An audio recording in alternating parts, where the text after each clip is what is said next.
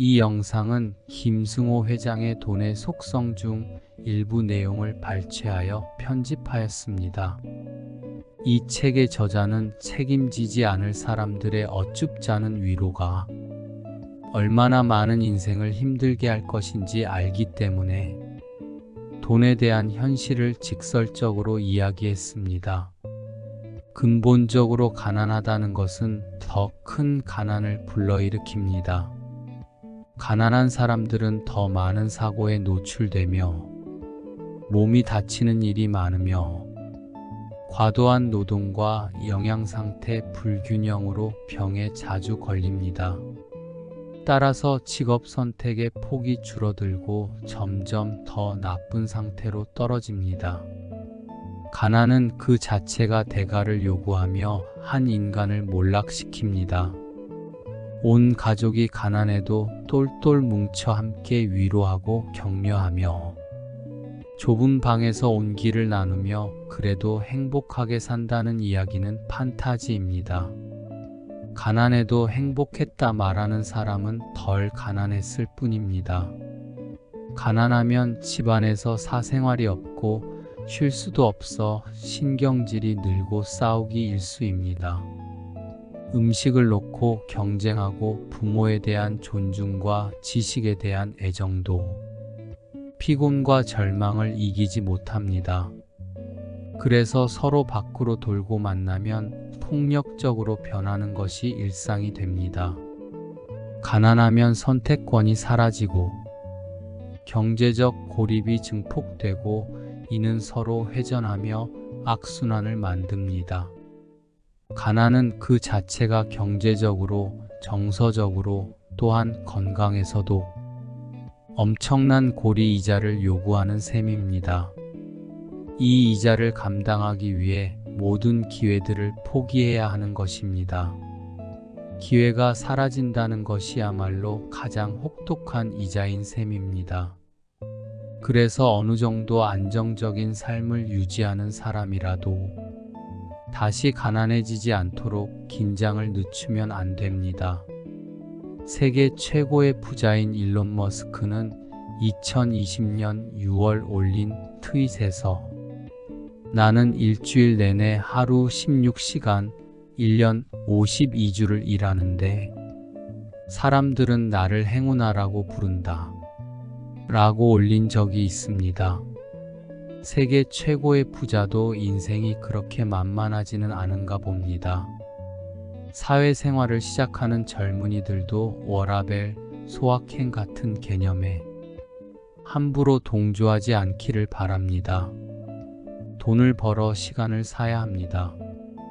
일과 삶의 균형을 갖춘다는 멋진 말이 당신 인생을 송두리째 날려버릴 수도 있습니다.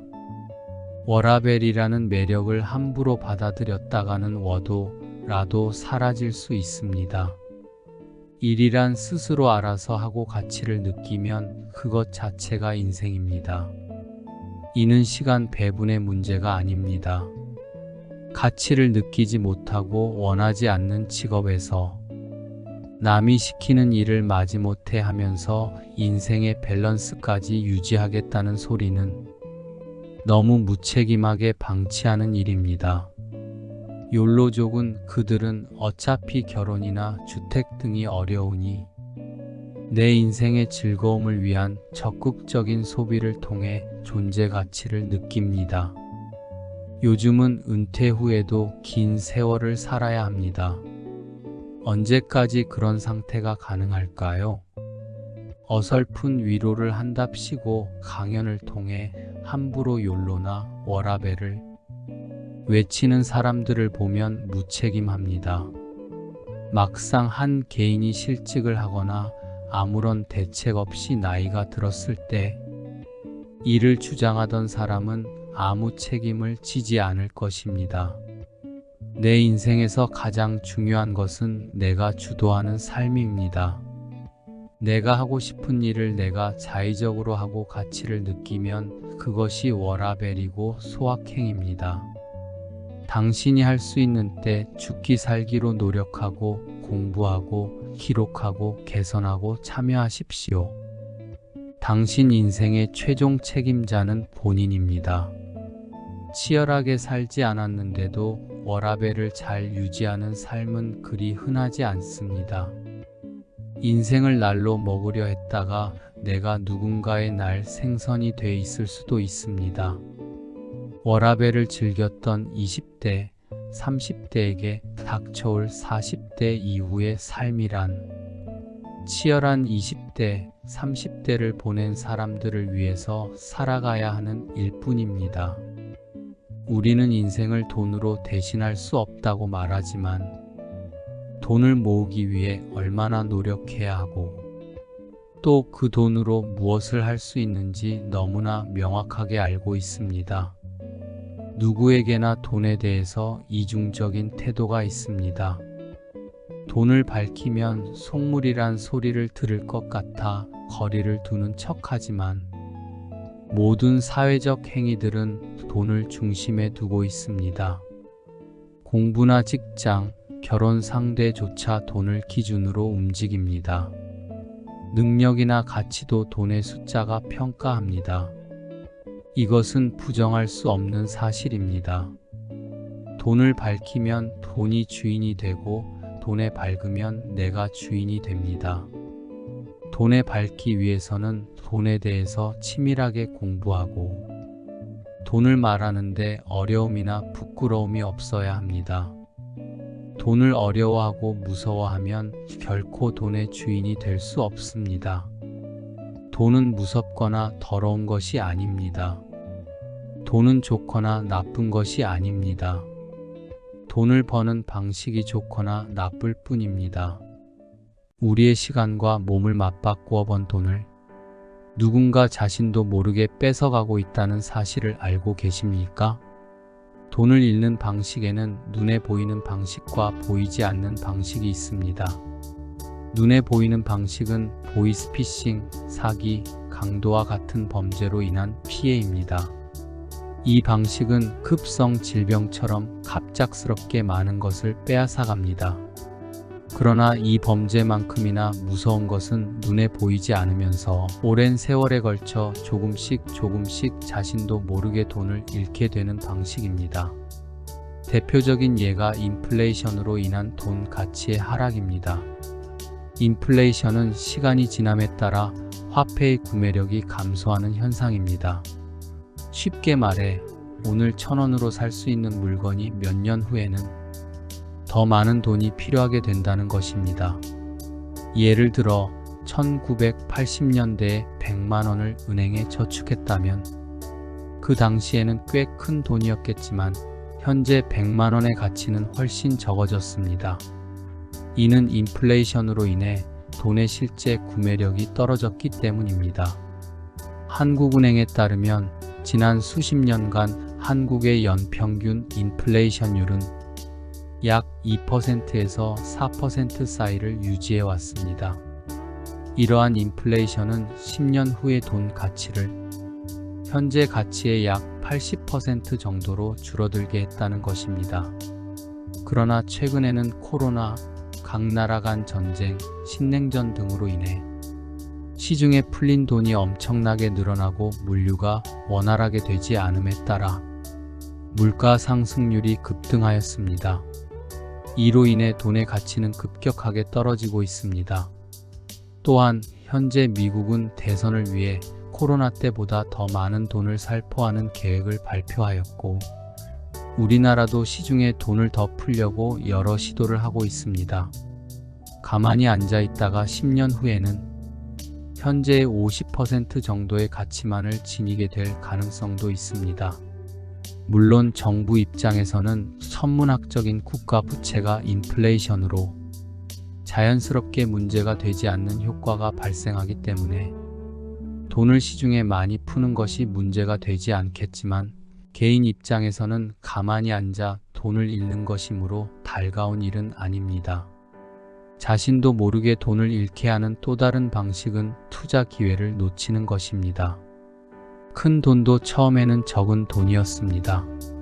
적은 돈을 투자하여 물가 상승률보다 큰 수익을 얻지 못한다면 우리는 사실상 돈을 잃고 있는 것입니다. 그래서 현재의 적은 돈을 함부로 소비하는 것은 미래의 큰 돈을 소비하는 것과 같습니다. 투자 기회를 놓치는 것은 단순히 금전적인 손실뿐만 아니라 경제적 성장과 재정적 자유를 얻을 기회를 잃는 것이기도 합니다. 돈을 가만히 두는 것은 실제로 돈을 잃는 것입니다. 인플레이션으로 인한 돈 가치의 하락과 투자 기회의 손실은 우리의 자산을 줄어들게 만듭니다. 따라서 돈을 저축하는 것만으로는 충분하지 않으며 투자를 통해 자산을 증식시키는 것이 필요합니다. 그런데 부동산을 투자하자니 돈이 없고 주식에 투자하자니 너무 위험해서 할 것이 없다는 분도 계실 겁니다. 그러나 세상은 그저 주는 것이 없습니다. 공부하고 실행하지 않으면 아무것도 가질 수 없습니다. 실력이 없으면 그 자리에 머무는 것이 아니라 뺏기는 것입니다. 세상은 열심히 배우고 공부하는 자의 주도하에 움직이고 있습니다. 그런데 이 사람들이 공부하고 실행하지 않은 사람에게 무언가를 거저줄까요? 복지란 것도 그저 그 사람들이 자기의 시간을 팔도록 유지하기 위한 시스템임을 잊어서는 안 됩니다. 그래서 생활이 유지될 정도까지만 주는 것입니다. 부동산에 투자할 돈이 없다면 한 주에 5,000원 하는 니츠 주식을 사서 5,000원에 해당하는 임대료를 받을 수 있는 방법이 있고, 주식 투자의 변동성이 위험하다고 생각한다면 처음부터 큰 돈을 들이지 않고 소액으로 장기적으로 상승하는 시장 지수와 연동되는 ETF를 분산으로 매수하고 가격이 내려갈 때마다 추가 매수하여 금액을 키우는 방법도 있습니다. 세상에 거저 되는 것은 없다는 사실을 인식하고 금융, 투자에 대한 공부를 하고 다양한 투자 수단의 특성을 이해하며 리스크를 관리하는 방법을 배우는 것은 성공적인 투자의 필수 요소입니다.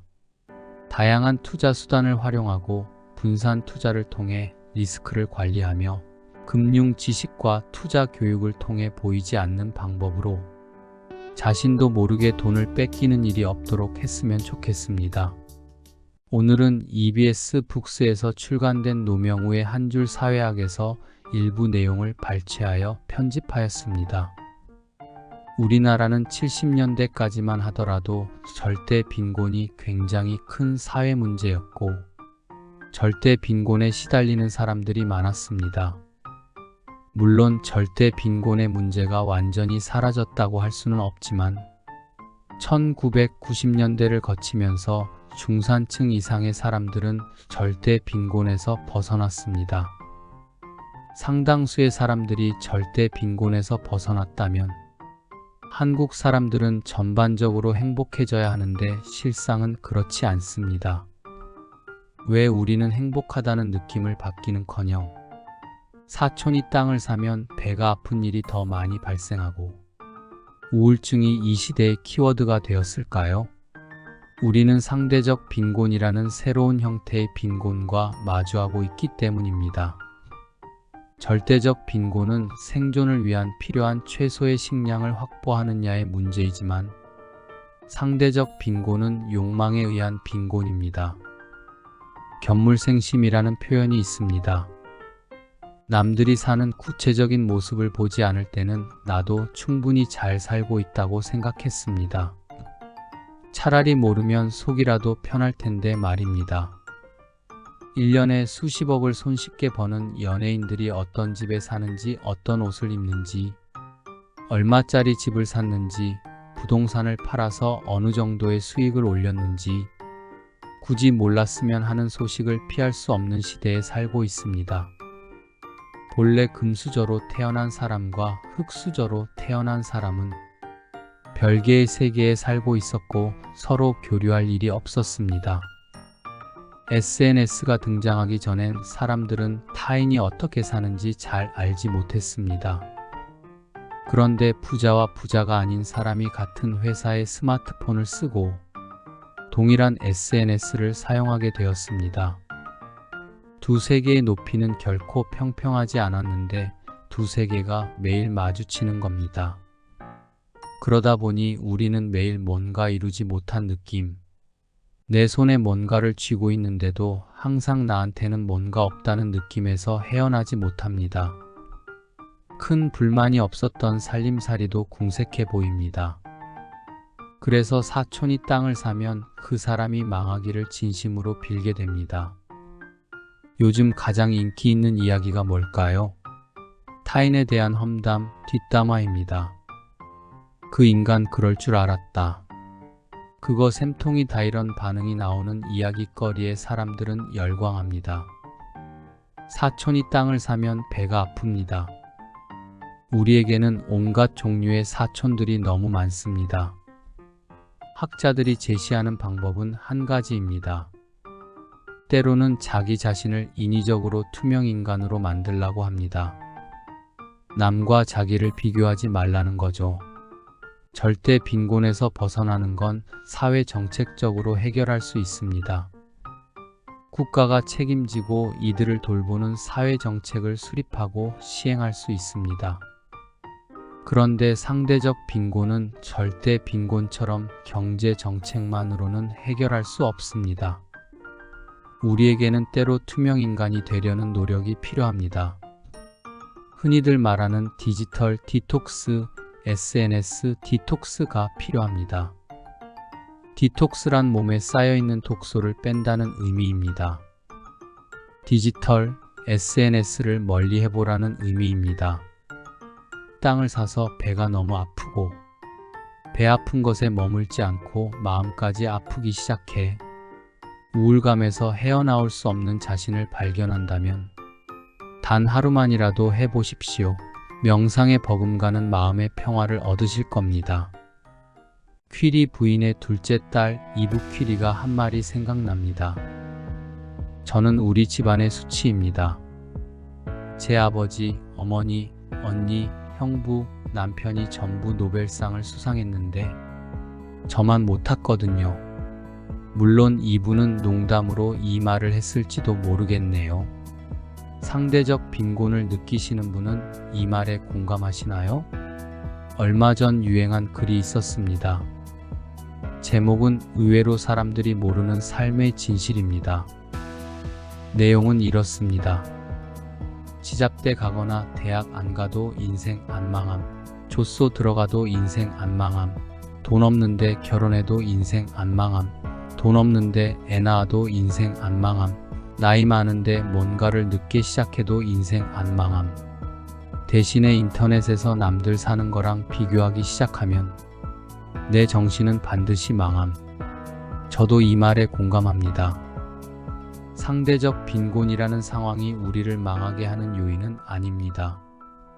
실제로 우리를 망하게 하는 것은 상대적 빈곤을 느끼고 스스로 망하는 것입니다. 우리를 진짜 망하게 하는 건 절대적 빈곤입니다. 우리는 1990년대를 넘어 절대 빈곤에서 벗어나 이제 선진국의 반열에 올랐습니다. 불과 30년 정도밖에 되지 않습니다. 우리는 어느 나라보다 빠르게 늙어가고 있고 저출산으로 빠르게 인구도 줄고 있습니다. 어느 나라보다 빠르게 잘 살게 되었듯이 어느 나라보다 빠르게 못 살게 될지도 모릅니다. 몇십 년 만에 우리는 절대 가난을 다시 경험할지도 모르겠습니다. 과거를 돌아보십시오. 지금보다 더 못 살던 1950년대에도 결혼하고 애 낳았습니다. 심지어 1960년대, 70년대는 베이비붐이 일어났던 시기입니다. 지금 논리로 따지면 말도 안 되는 상황입니다. 그리고 지금보다 훨씬 오랜 시간 일하던 시절에도 직장의 취직은 축복이었습니다. 지금 선망의 대상이 되는 대기업도 워라밸을 누릴 수 없는 빡센 직장이었습니다. 사람들은 진짜 문제를 너무 간과하고 있는 것 같습니다. 우리가 현재는 상대적 빈곤을 걱정하지만 절대적 빈곤으로 빠질 수도 있다는 사실입니다. 이게 진짜 망하는 거지요. 현재 G7 국가이며 1920년대에는 전 지구 면적의 24%를 차지했던 나라인 영국이 국민 중 14%인 1130만 명이 돈이 없어 식사량을 줄이거나 굶주리고 있다는 사실을 알고 계십니까? 경향신문에 난 기사입니다. 두 아이의 엄마이자 영국 런던에서 유치원 교사로 일하는 에이슬린 코리의 저녁 메뉴는 파스타입니다. 다른 음식은 재료비가 많이 들어 해먹을 수가 없어서입니다. 푸드뱅크의 도움 없이는 과일 한 조각도 아이들에게 먹이기 힘듭니다. 아이들에게 먹일 음식이 부족해 자신은 끼니를 거르기도 합니다. 임금 상승률이 물가 상승률을 크게 밑돌아 노동자 가정의 생활고가 심해지면서 영국에서 굶주리는 아이들이 늘어나고 있다고 뉴욕타임스가 보도했습니다. 영국 최대 푸드뱅크 트러셀 트러스트에 따르면 지난해 상반기 신규 이용자 30만 명 중 5분의 1이 가족 중 직장을 다니는 사람이 있는 가구의 구성원이었습니다. 일부 학교에서는 급식 대상이 아닌 학생들에게 급식을 제공하기 시작했습니다. 학교가 아침 시간 정문에서 나눠주는 무료 토스트로 아침을 때우는 부모와 아이들도 늘어나는 추세입니다. 푸드뱅크 이용자들 중에는 간호사와 교사 등 공공부문 정규직도 포함되어 있습니다. 런던에서 간호사로 일하는 얼리셔 마르카노는 최근 처음으로 해크니 푸드뱅크를 찾았습니다. 그는 요즘 12세 딸에게 핫도그와 버거로 도시락을 싸주고 있다면서 평소 같으면 아이에게 주지 않을 음식이지만 값이 싸서 어쩔 수 없다고 말했습니다. 이처럼 일하는 부모가 있는데도 아이들의 끼니를 걱정할 정도로 극심한 생활고에 시달리는 가정이 나타나는 건 급격한 물가 상승 때문입니다. 지난해 10월 영국의 소비자 물가는 전년 대비 11.1% 올라 41년 만에 최고치를 기록했습니다. 특히 에너지와 식료품이 물가 상승을 견인하면서 에너지와 식료품 지출 비중이 큰 저소득층이 고소득층보다 큰 타격을 입었습니다. 우리나라는 영국과 다를까요? 인플레이션, 저출산 등의 이야기를 하면서 향후 미래에 대해 걱정하는 사람들이 많습니다. 우리도 이런 일을 겪지 않는다는 보장이 있나요? 부자는 3대를 넘기기 힘들다라는 말이 있습니다. 1대는 자수성가를 했기 때문에 망할 염려가 없고 2대는 재산 모으는 과정을 지켜보면서 부를 이루는데 일부 참여를 했을 가능성이 높습니다. 3대는 세상 물정을 모르고 자라 돈이 귀한 줄 몰라 유산을 지키기 쉽지 않습니다. 우리나라는 어떨까요? 1950년대 전쟁이 끝나고 폐허가 된 이 시기는 누구나 가난한 나라라고 인정할 겁니다. 2000년대 초반까지만 해도 경제적 지표를 떠나 중진국이라고 생각한 사람들이 많았지만 물론 아직도 못 사는 나라라고 주장하는 분들도 계시겠지만 지금은 대부분 선진국이라고 인정합니다. 이제 1950년대부터 1990년대까지 일하던 1세대들이 이제 경제의 주체에서 점점 떠나고 있습니다. 그리고 2세대들이 아직 활동하고 있는 시절입니다. 이제 30년쯤 지나면 경제의 주체는 3세대로 완전히 넘어갈 것입니다. 벌써부터 우리 사회는 다음 세대는 이전 세대보다 못 사는 첫 세대가 될 것이라는 이야기가 나오고 있습니다. 상대적 빈곤을 이야기할 시점인지 다시 돌아보면서 우리 다음 세대, 그 다음 세대도 잘 살 수 있도록 노력했으면 좋겠습니다. 요즘은 333의 시대라고 합니다. 이는 30년은 공부하고 30년은 일하고 30년은 노후 생활을 해야 하는 시대를 의미합니다.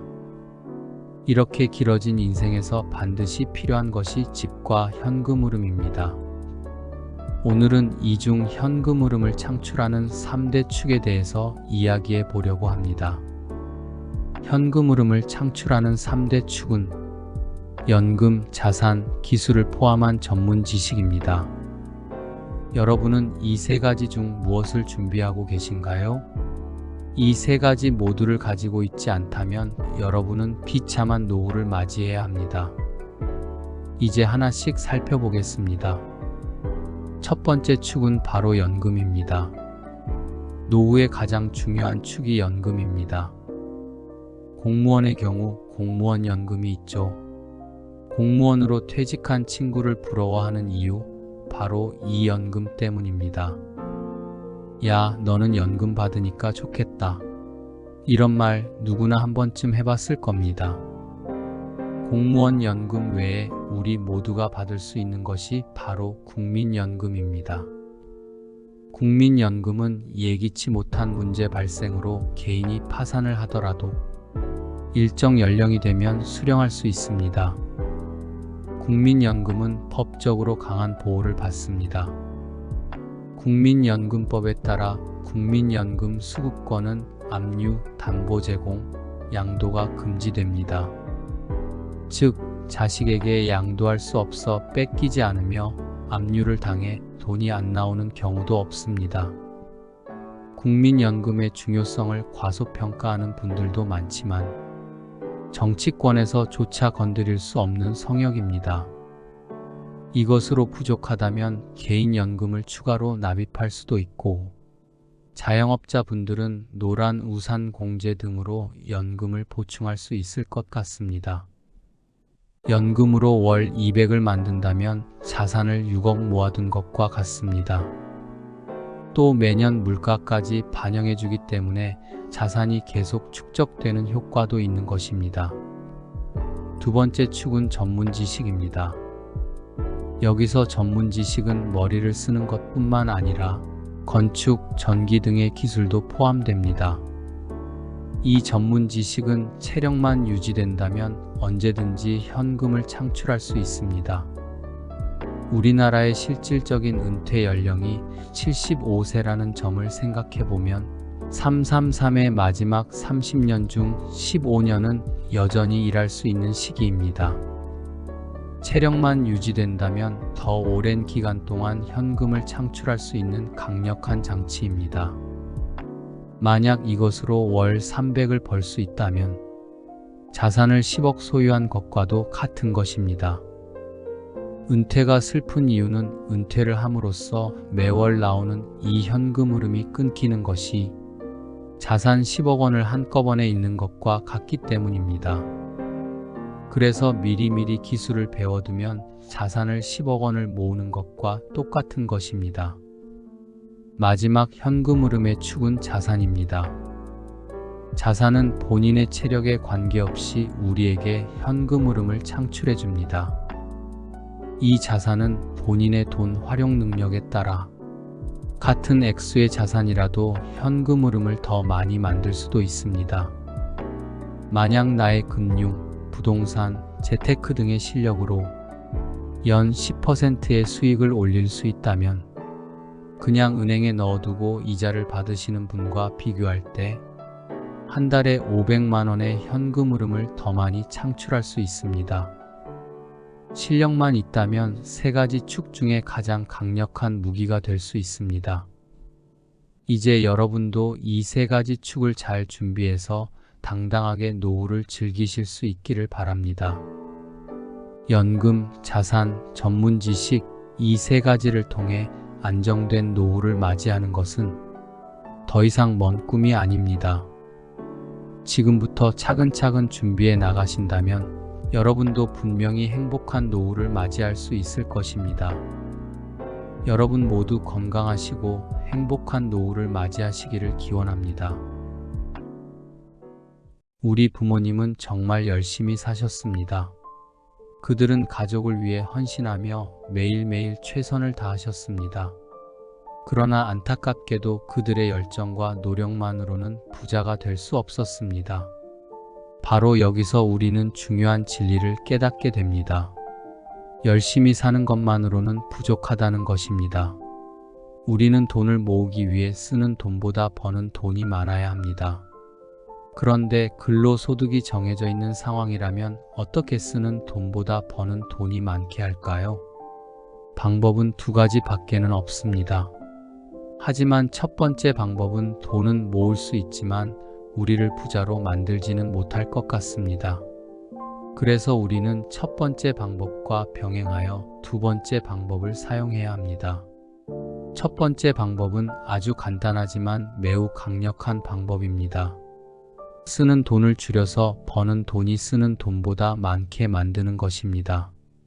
우리는 일상에서 무심코 소비하는 작은 지출들이 모여 큰 금액이 될 수 있다는 점을 깨달아야 합니다. 라떼 효과를 들어보셨을 겁니다. 매일 마시는 커피 한 잔의 비용을 절약해 그 돈을 저축하거나 투자하면 장기적으로 큰 금액을 모을 수 있다는 것입니다. 불필요한 작은 소비를 줄이고 그 돈을 저축하여 목돈을 만드는 것이 첫 번째입니다. 하지만 이 방법에는 분명 한계가 있습니다. 그 한계는 절약하여 모을 수 있는 돈이 버는 돈의 범위를 넘어설 수 없다는 것입니다. 물론 내가 돈을 매우 잘 버는 전문직이나 대기업 임원, 사업에 성공한 사람이라면 이 방법만으로도 큰 부를 일구어 부자가 될 수 있지만 일반적인 월급쟁이라면 이 방법으로 부자가 되는 것에는 한계가 있습니다. 두 번째 방법은 번 돈을 굴려 더 많이 남기는 것입니다. 이는 투자를 통해 자산을 증식시키는 것을 의미합니다. 여기에는 주식, 부동산 등 다양한 투자 상품들이 포함될 수 있습니다. 투자는 초기에는 위험을 동반할 수 있지만 오랜 세월 공부하고 익히면 큰 수익을 얻을 수 있습니다. 우리 속담에 너무 부지런하면 밥 굶는다는 말이 있습니다. 이 말은 지나치게 부지런하면 정작 중요한 것을 놓쳐 잘 살지 못하게 된다는 뜻입니다. 너무 바쁘고 고되게 살다 보면 번 돈을 관리하는 방법도 투자를 하는 방법도 배우지 못해 결국 부자가 되지 못하는 경우가 많습니다. 우리는 단순히 열심히 일하는 것만으로는 부자가 될 수 없다는 점을 깨달아야 합니다. 그래서 우리는 첫 번째 방법과 두 번째 방법을 병행하여야 합니다. 그리고 우리는 돈을 버는 전문가도 되어야겠지만 돈을 모으고 굴리는 전문가도 되어야 합니다. 우리의 부모님이 열심히 사셨지만 부자가 되지 못한 이유는 단순히 열심히 일하는 것만으로는 충분하지 않기 때문이라는 것을 인식하고 똑같은 실수를 반복하지 말아야겠습니다. 주식 투자의 변동성 때문에 걱정하시는 분들에게 주가의 급등을 통해 한꺼번에 많은 돈을 벌 수는 없지만 인플레이션을 충분히 넘어서면서 손실을 보지 않는 투자 기법도 있다는 걸 알려드리고 싶습니다. 주식시장은 예측하기 어렵고 주가가 오를지 내릴지를 맞추는 것은 매우 힘든 일입니다. 따라서 주가가 어떻게 변동하든지 상관없이 수익을 낼 수 있는 방법이 필요합니다. 오늘은 주가가 하락해도 손실을 보지 않는 저의 투자 기법 중 하나를 조금만 공유해 보겠습니다. 오해의 소지가 있을 수 있어 특정 종목에 대해서는 이야기하지 않겠습니다. 최근 몇 년 사이에 주식시장에는 많은 ETF 상품들이 상장되었습니다. 저는 이 ETF 중 월배당 ETF를 몇 종목 투자하고 있습니다. 요즘 나오는 ETF 중에는 연 10%의 분배금을 월배당 하는 것들이 있습니다. 이 ETF들은 매월 0.8%의 분배금을 줍니다. 물론 더 줄 때도 있고 약간 적을 때도 있습니다. 이제 이런 종목들은 어떻게 투자하면 손실을 보지 않는지 말씀드리겠습니다. 연 10%의 월배당을 주는 ETF를 투자하는 경우를 가정해 보겠습니다. 이 ETF에서 손실을 보지 않는 핵심 기법은 10년 이상 장기 투자를 하는 것입니다. 월배당은 매달 분배금이 나옵니다. 그럼 이 매달 받는 분배금을 10년 동안 재투자한다고 가정해 보겠습니다. 10년이니 100%의 수익을 올릴 거라고 생각하지만 매월 재투자를 함으로 복리의 적용을 받기 때문에 10년을 계산하면 170%의 수익을 올릴 수 있습니다. 10년을 투자했을 때 단위로 보면 매년 17%의 수익을 올리는 것과 같습니다. 만약 조금 더 어렸을 때부터 투자해서 30년을 투자했다면 1000만 원이 20억쯤 되겠네요. 물론 이 수치는 주가가 변동 없이 똑같을 때를 가정한 경우입니다. 그런데 만약 주식의 변동성으로 주가가 10,000원이던 주식이 4,000원이 되어 60% 주가가 내렸다면 어떻게 될까요? 이런 경우 2,000원씩 떨어질 때마다 동일한 금액을 사게 되면 실질적인 손실은 60%가 아니라 36%가 됩니다. 어차피 월배당을 통해 계속 현금이 나오고 있기 때문에 약간 떨어졌다고 불안해하지 않고 충분히 떨어졌을 때 추가 매수해야 합니다. 그러면 주가가 60%가 내려도 10년을 보면 투자 금액의 110% 이상의 수익을 낼 수 있습니다. 연 10%의 수익에 해당합니다. 다시 말해 10년을 투자하면 절대 손실을 볼 수 없는 구조입니다. 10년보다 더 길게 투자한다면 더더욱 손실을 볼 가능성은 없어지겠지요. 운이 좋아 주가가 올랐다면 실제 10년간 170% 수익보다 훨씬 넘는 수익을 올릴 것입니다. 그래서 이왕이면 ETF 중에 전체 시장 지수를 추종하는 월배당 또는 분기배당 종목이면 좋을 거라고 개인적으로 생각합니다. 자본주의의 원리상 돈의 교환 가치는 낮아지므로 이러한 시장 지수는 우상향할 것이므로 주가가 60% 이상 내릴 가능성은 매우 적을 것입니다. 물론 1년, 2년의 투자에서는 손실을 볼 수도 있습니다. 여기에 수익을 극대화하고 손해보지 않는 다른 기법들이 몇 개 더 있기는 합니다만 자세히 공개하지 않겠습니다. 솔직히 말해 이러한 기법은 누구나 알고 있는 평범한 기법입니다. 하지만 실천이 힘든 겁니다. 나는 남들보다 실력이 좋다는 착각으로 높은 수익률에 눈이 멀고 주가가 상승할지 하락할지 맞출 수 있을 것만 같아 뇌동매매하는 등의 사유로 인하여 알면서도 실천하지 못하는 기법입니다. 제가 생각하는 최고의 기법은 내 자신이 남들보다 똑똑하다는 착각을 버리고 현금의 비중을 어느 정도 가져가서 충분히 대응이 가능하도록 하면서 배당을 받으면서 묵묵히 장기 투자를 하는 것입니다. 한꺼번에 많은 돈을 벌 수는 없지만 분명 시간이 지나면 진정한 승리자가 될 것이라 확신합니다. 그리고 저는 배당을 지급하지 않는 주식을 쓰레기 주식이라고 생각합니다. 남의 자산을 대가를 지불하지 않고 사용하는 것이기 때문입니다. 개인적인 의견이므로 참조만 하십시오. 영상을 끝까지 봐주신 분께 감사드립니다. 좋은 하루 되십시오. 사람들은 저마다 돈을 벌기 위해 무엇을 어떻게 해야 한다고 조언하지만 사실 돈을 버는데 정답은 없습니다. 예를 들어보겠습니다. 이것은 미국 다우존스 지수의 120년간의 기록입니다. 만약 홍길동이라는 사람이 1960년부터 20년간 다우존스 지수에 투자를 했다면 주가 상승이 없는 세월이라 주식으로 돈을 벌 수 없었을 것입니다. 그래서 주식으로는 돈을 벌 수 없다는 결론을 내리고 내가 20년이나 투자했는데 돈을 벌 수 없었어. 이것은 재테크 수단으로 어울리지 않아라고 말하더라도 이상하지 않습니다. 그런데 홍길동의 자식인 홍투자라는 사람이 1990년부터 주식에 투자해서 20년을 투자했다면 돈을 30배 벌었을 겁니다. 그래서 이 사람은 재테크는 주식이 최고야 라고 말하면서 주식에 투자하라고 조언할 것입니다. 이 사람의 말도 맞습니다.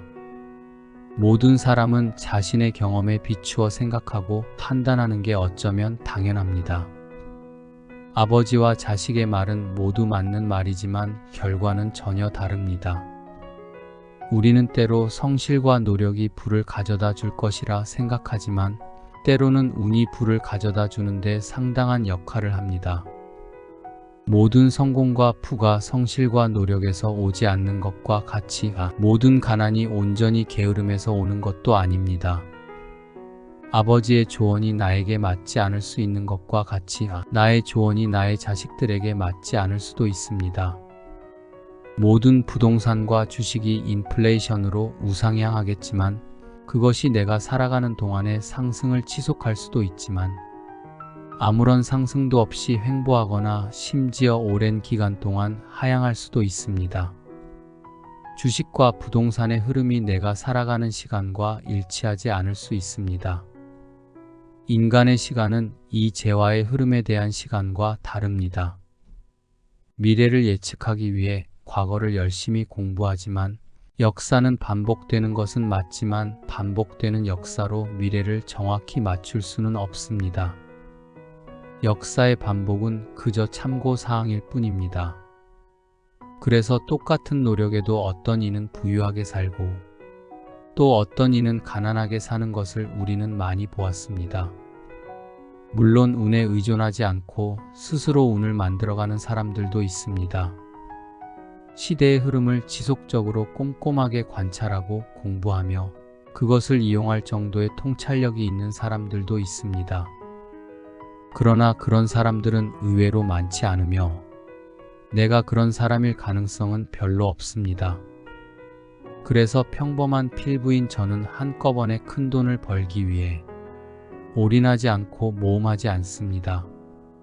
실패하지 않는 투자가 되도록 욕심 부리지 않고 복리의 마법을 누릴 수 있도록 투자해 보려고 합니다. 운으로 한 번은 벌 수 있을지 몰라도 계속 운이 좋을 수는 없기 때문에 계속해서 꾸준히 버는 것을 선택하겠습니다. 워런 버핏도 찰리 먼거와 함께 투자를 해서 큰 부를 이루었지만 처음에는 3명이 같이 투자를 시작했다고 합니다. 그런데 그중 한 명은 레버리지를 이용해 욕심을 부리다가 결국 망하여 워런 버핏에게 모든 지분을 넘겼다고 합니다. 훌륭한 동료가 있었음에도 욕심으로 실패하고 사라진 그 한 명이 제가 되지 않도록 노력해 보겠습니다. 그럼 오늘도 좋은 하루 되십시오. 돈이 필요한 이유가 무엇일까요? 돈은 생존을 위한 최소한의 도구이며 최소한의 양심입니다. 더 나아가 돈은 우리가 원하는 삶을 살 수 있게 해주는 중요한 도구이기도 합니다. 돈이 있으면 원하는 시간에 원하는 사람과 원하는 일을 할 수 있는 자유를 얻을 수도 있습니다. 이러한 자유는 많은 사람들이 꿈꾸는 삶의 모습입니다. 그러나 돈에 대한 욕망이 지나치게 커지면 평생 돈의 노예로 살 가능성이 큽니다. 따라서 우리는 어느 정도 수준에서 만족할 줄 아는 지혜가 필요합니다. 먼저 돈이 왜 중요한지 살펴보면 현대 사회에서 돈은 거의 모든 것을 가능하게 해줍니다. 돈이 있으면 필요한 물건을 살 수 있고 더 나은 교육을 받을 수 있으며 의료 서비스를 이용할 수 있습니다. 또한 돈이 있으면 여행을 다니며 다양한 경험을 할 수 있고 취미 활동을 통해 삶의 질을 높일 수도 있습니다. 돈은 우리의 일상생활을 편리하게 만들고 불확실성을 줄여주는 역할도 합니다. 비상 상황이 발생했을 때 충분한 저축이 있다면 그 상황을 보다 잘 대처할 수 있습니다. 경제적 안정은 심리적 안정으로 이어지며 이는 전체적인 삶의 질을 높이는 데 기여합니다. 물론 돈은 이러한 물질적 필요를 충족시키는 것 외에 존경과 사랑을 얻는 데도 도움이 될 수도 있습니다. 그러나 돈의 추구가 지나치면 오히려 삶의 질이 떨어질 수도 있습니다. 많은 사람들이 더 많은 돈을 벌기 위해 자신이 진정으로 좋아하는 일을 포기하거나 가족과의 시간을 희생하는 경우가 많습니다. 이러한 삶의 방식은 결국 스트레스와 불행을 초래할 수 있습니다. 돈이 많다고 해서 반드시 행복한 것은 아니며 돈이 부족하다고 해서 반드시 불행한 것도 아닙니다. 또한 돈의 노예가 되는 것은 매우 위험합니다.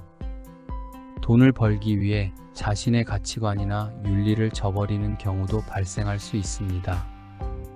불법적인 방법으로 돈을 벌거나 타인을 해치면서까지 돈을 벌려는 사람들도 있습니다. 이러한 행동은 결국 자신에게 돌아오며 심각한 결과를 초래할 수 있습니다. 따라서 우리는 돈에 대해 균형 잡힌 접근이 필요합니다. 돈이 우리 삶에서 중요한 역할을 한다는 것을 인정하면서도 그것이 전부는 아니라는 사실을 인식해야 합니다. 어느 정도 수준에서 만족할 줄 아는 지혜가 필요합니다. 조금 전에 돈이 필요한 이유가 원하는 물건을 가질 수 있는 것을 넘어 원하는 시간에 원하는 사람과 원하는 일을 할 수 있는 자유를 얻을 수도 있기 때문이라고 이야기했었습니다. 원하는 물건, 원하는 일에 대한 수준은 모두 다를 것입니다.